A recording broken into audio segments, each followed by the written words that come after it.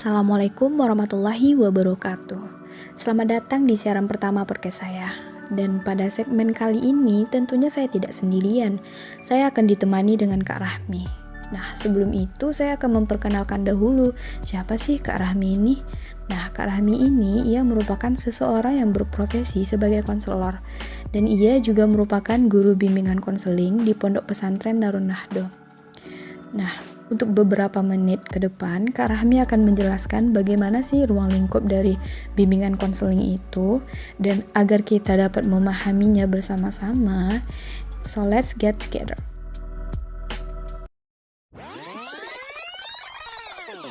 Nah, selamat pagi Kak. Pagi. Apa kabar kakak sehat kah? Alhamdulillah. Saya boleh tanya-tanya sedikit nggak Kak? Ya, boleh silakan. Kakak mulai mengajar di pondok ini sejak kapan? Ini sudah masuk ke bulan ketiga.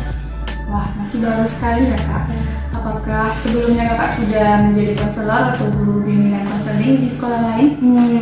Sebelumnya karena saya S1 di UIN juga dulu, setamat S1 saya langsung lanjut S2. Jadi memang tidak berniat untuk bekerja dulu, mau selesaikan S2-nya. Setelah saya tamat, baru saya bekerja di sini. Nah, yang membuat saya penasaran nih Kak, motivasi kakak untuk mengambil bidang bimbingan konseling ini apa Kak? Pertama, motivasi saya tentu bagaimana bisa mencerdaskan anak bangsa. Yang kedua, karena sekarang kan sudah zaman modern, tentu cara berpikir dan bertindak laku anak-anak sudah sangat berubah dari zaman-zaman dulu. Jadi saya sangat berkeinginan untuk merubah tingkah laku anak-anak tersebut dari yang tidak baik menjadi lebih baik. Jadi tujuan saya untuk membimbing mereka agar menjadi lebih pribadi yang lebih baik lagi. Jadi manfaatnya sangat besar sekali ya Kak. Dan apa permasalahan yang sering kakak hadapi pada murid-murid di pondok ini biasanya permasalahan seperti apa? Ya lumayan, saya bersyukur sekali ya. Saya diterima baik di sekolah ini dan anak-anak juga antusias ketika melakukan konseling dengan saya. Jadi karena baru-baru ini saya juga masuk di sini kan, tentu saya awalnya berpikir apakah anak-anak tersebut mau melakukan konseling dengan saya.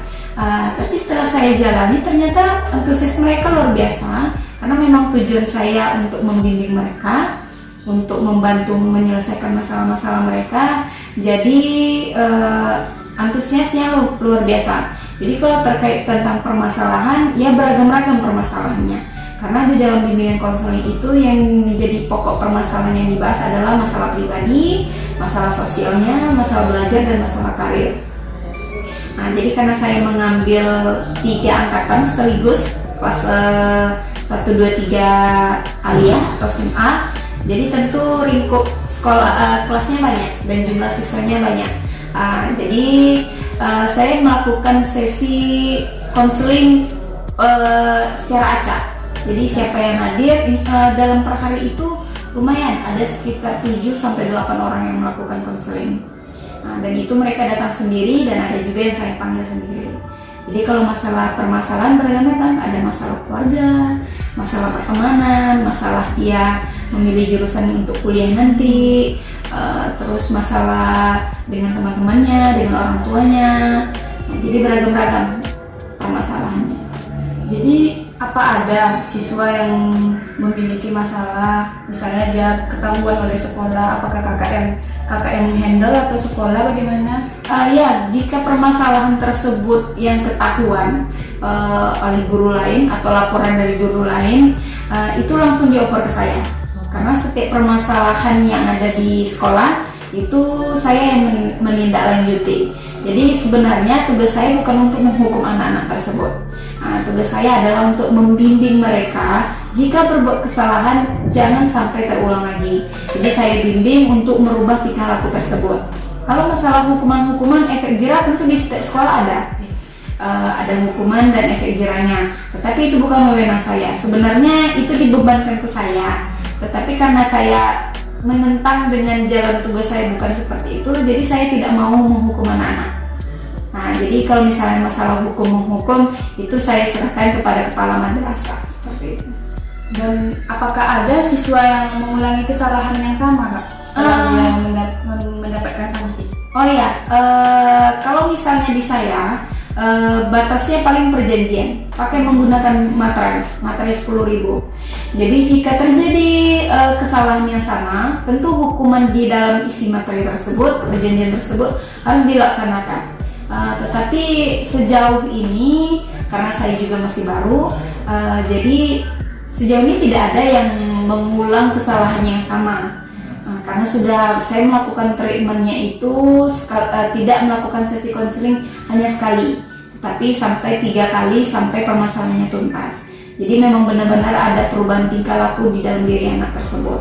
Jadi saya kontrol apakah benar-benar anak ini berubah melalui teman-temannya, saya bertanya, atau melalui guru-gurunya. Jadi kakak kontrol ya. Iya. Dan apa dampak jika suatu sekolah itu tidak diterapkan bimbingan konseling? Tentu dampaknya sebenarnya guru-guru itu kan sudah punya kinerja dan pekerjaannya sendiri. Jadi kalau misalnya guru bidang studi mata pelajaran, tentu mereka sudah ada kerjanya. Begitu juga dengan bimbingan konseling. Kenapa di Indonesia ini wajib ada di setiap sekolah itu guru bimbingan konseling? Karena memang tugasnya untuk membentuk tingkah laku. Jadi jika diserahkan ke guru lain, tentu tidak sesuai dengan kinerja mereka. Jadi kalau guru bimbingan konseling ini, tentu mereka juga sudah dibekali bagaimana cara menangani anak-anak yang bermasalah. Seperti itu. Beda lagi dengan guru mata pelajaran. Kalau guru mata pelajaran, tentu yang mereka pelajari tentang bidang studi yang mereka ajarkan gitu. Mereka tidak belajar bagaimana cara menangani masalah anak-anak. Jadi tentu yang memang harus dari sarjana atau magister dari bimbingan konseling yang menangani bimbingan konseling. Jadi kalau saya sangat tidak setuju jika ada guru bidang studi yang menjadi guru BK. Tentu tidak selaras. Iya, karena tidak selaras. Tentu treatmentnya berbeda, cara menangani permasalahannya berbeda. Karena di bimbingan konseling setiap sarjana maupun magisternya diajarkan bagaimana teknik-teknik menghadapi permasalahan A, B, C, D seperti itu. Nah, jadi saya penasaran nih, kakak sebagai konselor, apakah ada pesan kakak bagi siswa-siswa yang menutupi permasalahannya sendiri, baik itu pribadinya, dan apa dampak bagi mereka jika mereka menyembunyikan permasalahannya dan tidak cerita dengan orang terdekat maupun konselor? Apa pesan kakak untuk mereka yang menutupi itu tersebut? Ya tentu kita itu jika menyimpan masalah di dalam hati, tentu kan bisa menimbulkan masalah baru. Seperti pelajar saja, jika mereka tidak menyelesaikan satu masalah, tentu bisa terjadi tidak fokus belajar, tentu dampaknya banyak. Jadi lingkungan sosialnya juga bermasalah, karena berdiam diri, jadi orang tidak tertarik untuk berteman dengan dia, karena lebih menyembunyikan diri seperti itu. Jadi banyak dampak yang terjadi jika satu permasalahan tidak selesaikan. Jadi kalau permasalahan satu tidak selesai, masalah lain akan timbul. Makanya saya sangat memfokuskan bagaimana permasalahan anak tersebut terselesaikan. Jadi saya sangat berusaha bagaimana anak tersebut terbuka. Jadi ada teknik-tekniknya bagaimana anak tersebut ketika saya panggil, tentu kan ada perubahan sikap di dalam diri anak ketika belajar. Karena saya juga masuk ke kelas, jadi kan ada perubahan yang biasanya aktif, tiba-tiba dia menjadi pendiam, itu kan saya bisa melihat bagaimana perkembangan dia setiap hari. Jadi jika memang dia tidak datang secara sukarela, saya panggil anak-anak yang seperti itu. Barulah saya menggunakan teknik-teknik dan treatment bagaimana caranya agar anak tersebut berbicara apa permasalahannya. Jadi kebanyakan permasalahannya anak-anak di sini lumayan berat.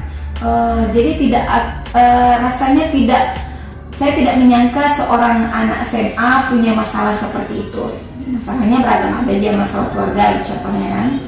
Jadi saya sangat menginginkan kepada anak-anak jika suatu saat masuk ke ruang konselor, mereka lebih terbuka. Karena pada dasarnya di ruang konselor itu semuanya bersifat rahasia.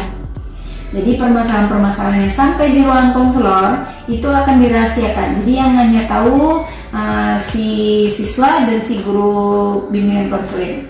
Jadi anak-anak bisa lebih rileks ketika berbicara. Karena kan ada yang menyampaikan aib mereka sendiri. Jadi seperti itu. Alhamdulillah, sampailah kita pada segmen terakhir. Nah, kepada teman-teman atau seluruh orang yang ada di luar sana yang memiliki masalah, baik itu di lingkungan sekolah maupun di lingkungan rumahnya, janganlah sungkan untuk berkonsultasi. Pertama-tama, konsultasilah dulu dengan orang terdekat, dan jikalau malu atau enggan, berkonsultasilah dengan konselor. Karena hal ini sangat berkaitan dengan perkembangan psikologis maupun mental seseorang. Dan tentunya jika kita berkonsultasi dengan konselor, kita akan diberikan solusi terbaik atas masalah yang dialami. Dan saya berterima kasih kepada Kak Rahmi yang telah memberikan ilmunya kepada kita semua. Wabillahi taufiq wa hidayah. Wassalamualaikum warahmatullahi wabarakatuh.